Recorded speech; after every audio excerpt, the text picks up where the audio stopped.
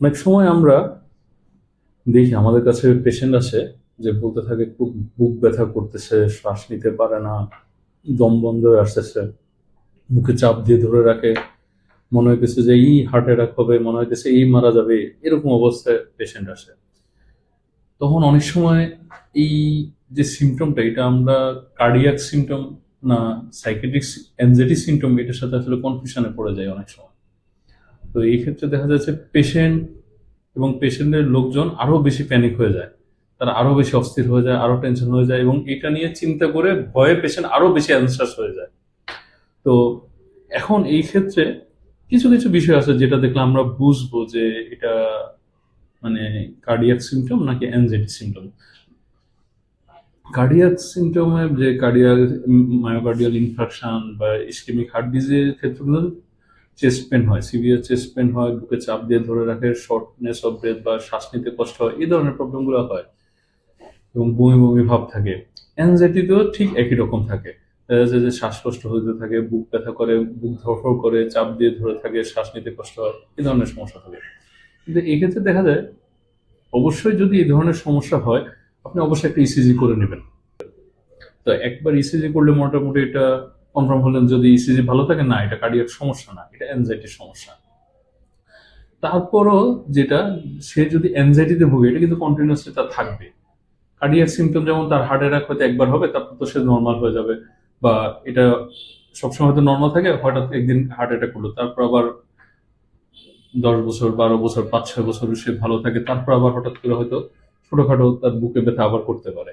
কিন্তু অ্যাংজাইটি সিমটমটা যেটা হয়, এই যে জেনারেলাইজ অ্যাংজাইটি ডিসঅর্ডার পেশেন্ট, এরা কিন্তু কন্টিনিউয়াসলি এরকম মানে বুকে চাপ দেওয়া, অস্থিরতা, বুক ব্যথা করা, শ্বাস নিতে কষ্ট হওয়া এবং এটার সাথে আরো অনেক সিমটমে ভুগতে থাকে। তো সেই ক্ষেত্রে আপনি দেখবেন যে অ্যাংজাইটি যা ডিসঅর্ডার থাকে এটা কিন্তু কন্টিনিউয়াস থাকে। এটা দেখা যাচ্ছে সে এসে বলবে আপনাকে যে 6 মাস ধরে এরকম বুকে চাপ দিয়ে ধরে আছে কমপক্ষে, বা এটা হইতে পারে 3-4 বছর ধরে সে এই রোগে ভুগতেছে, বুকে চাপ দিয়ে ধরে আছে, দম নিতে কষ্ট হয়। কিন্তু কার্ডিয়াক ইসকেমিক হার্ট ডিজিজ বা মায়োকার্ডিয়াল ইনফেকশন কখনো এইভাবে বলবে না যে 3 বছর ধরে বুকে চাপ দিয়ে ধরে থাকে, প্রায় শ্বাসকষ্ট হয়, প্রায় বুক ব্যথা হয়, বুকে চাপ দেয়, বমি বমি লাগে, এটা বলবে না। এছাড়াও অ্যাংজাইটি সিমটমের ক্ষেত্রে দেখবেন তার কার্ডিয়াক সিমটম ছাড়াও আরো অনেক সিমটম হয়ে থাকে, যেমন তার বাথরুমের প্রবলেম থাকতে পারে, যেমন প্রস্রাব ঘন ঘন হতে পারে, পায়খানা ঘন ঘন হতে পারে, তার পালস বেড়ে যেতে পারে, তার শীত, তার মানে শরীর ঘামাতে পারে।